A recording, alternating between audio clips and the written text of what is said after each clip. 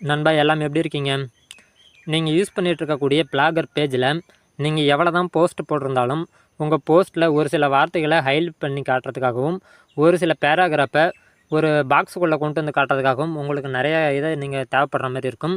இங்கே தெரியக்கூடியது digital writer Suresh follow now அப்படின்னு சொல்லிட்டு ஒரு இது கொடுத்துருக்கேன். இதை சுற்றி பார்த்தீங்கன்னா ஒரு ஃப்ரேம் இருக்குது. அது சைடில் பார்த்தீங்கன்னா ஒரு லைட்டான பேக்ரவுண்டு டிம்மில் கொடுத்துருக்கேன். இதே போல் ஒரு ஃப்ரேமை உங்கள் பிளாகர் பேஜில் உருவாக்க முடியும்.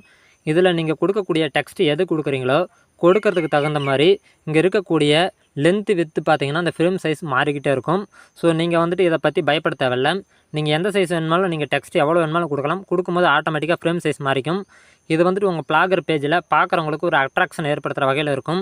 ஸோ இந்த பிளாகர் பேஜில் இருக்கக்கூடிய கோட் பாக்ஸ் எப்படி நீங்கள் கிரியேட் பண்ணுறது அப்படின்றத பார்ப்போம்.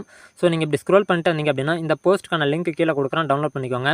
திஸ் வீடியோ ஸ்பான்சர்ட் பை பைமோட். நாம ரெகுலராக பயன்படுத்தக்கூடிய அனைத்து விதமான வீட்டு உபயோக பொருட்களையும் வீட்டில் இருந்தபடியே வாங்கிக்கலாம், எந்தவித கூடுதல் கட்டணமும் இல்லாமல். இந்த ஆப் நம்ம பிளே ஸ்டோரில் அவைலபிளாக இருக்குது, ட்ரை பண்ணி பாருங்கள். லிங்க் கீழே டிஸ்கிரிப்ஷனில் கொடுத்துருக்கேன். இதில் டவுன்லோட் நவ் அப்படின்ற பட்டனை கிளிக் பண்ணி டவுன்லோட் பண்ணிக்கோங்க.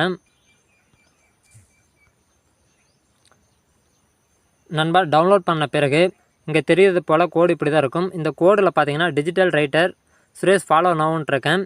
இந்த டெக்ஸ்ட் இருக்கக்கூடிய இடத்துல நீங்கள் ஏதாவது டெக்ஸ்ட் சேர்க்க நினைக்கிறீங்க அப்படின்னா, உதாரணத்துக்கு நீங்கள் கரெக்ஷன் பண்ணணும் அப்படின்ற பட்சத்தில் நீங்கள் இந்த டெக்ஸ்ட்டை ரிமூவ் பண்ணிவிட்டு இங்கே இருக்கக்கூடிய இடத்துல நீங்கள் வந்துட்டு உங்களோட டெக்ஸ்ட் எது வேணுமாலும் கொடுத்துக்கோங்க.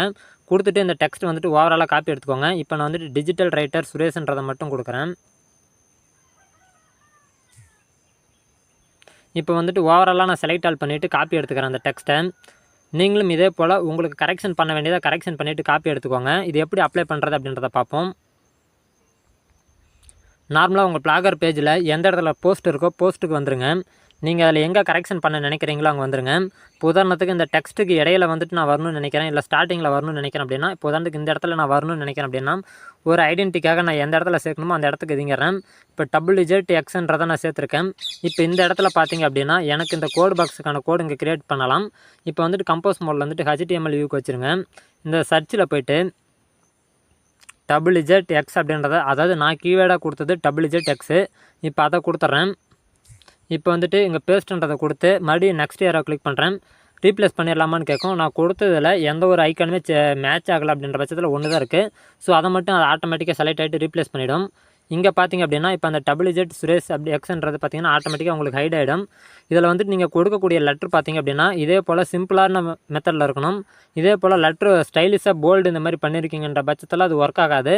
ஸோ இதே போல் நார்மலான டெக்ஸ்ட் இருக்கக்கூடிய இடத்துல இல்லைனா ஒரு ஸ்பேஸ் இந்த மாதிரி உருவாக்கி விட்டு அந்த இடத்துல கொடுத்தீங்க அப்படின்னா உங்களுக்கு ஆட்டோமேட்டிக்காக கொண்டு வந்துடலாம். ஸோ வந்துட்டு இப்போ இந்த போல்டு எக்ஸுக்கு வந்துட்டு பாக்ஸுக்கு எக்ஸ் இருக்குது இல்லைங்களா, இதுக்கு கூட நீங்கள் ஸ்பேஸ் கொடுக்கும்போது இதோட கண்டினியூஸாக லெட்ரு ஷோ ஆகும். ஸோ அந்த மாதிரி நீங்கள் கொடுக்கக்கூடாது. இப்போ உதாரணத்துக்கு நார்மலாக இருக்குது அப்படின்ற பட்சத்தில் உங்களுக்கு பார்த்தீங்கன்னா இந்த போல்டு வந்துட்டு கேன்சல் பண்ணிவிட்டு ஒரு நார்மல் லுக்கில் கொடுத்தீங்கன்னா இப்போ வரும். இப்போ இந்த மாதிரி கொடுக்கும்போது உங்களுக்கு ஆட்டோமேட்டிக்காக ஷோ ஆகும். இப்போ வந்துட்டு இந்த எடிட் பண்ண பேஜை வந்துட்டு நான் அப்டேட் பண்ணிடுறேன்.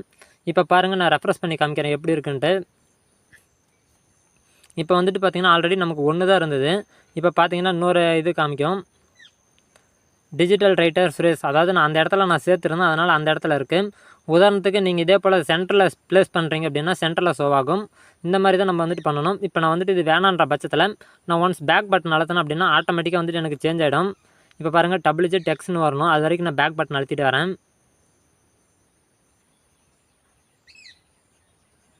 இப்போ WZ-X வந்துச்சு.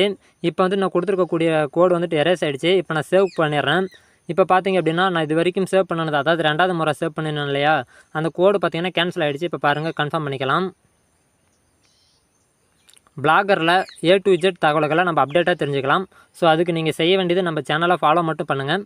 ஃப்யூச்சரில் வரக்கூடிய எல்லா அப்டேட்டுமே நம்ம மிஸ் பண்ணாமல் தெரிஞ்சுக்கலாம். ஓகே ஃப்ரெண்ட்ஸ், இந்த வீடியோ பயனுள்ளதாக இருக்கின்ற பட்சத்தில் நம்ம பேஜை ஃபாலோ பண்ணிக்கோங்க, சேனலை மறக்காமல் சப்ஸ்கிரைப் பண்ணிக்கோங்க. Thank you friends.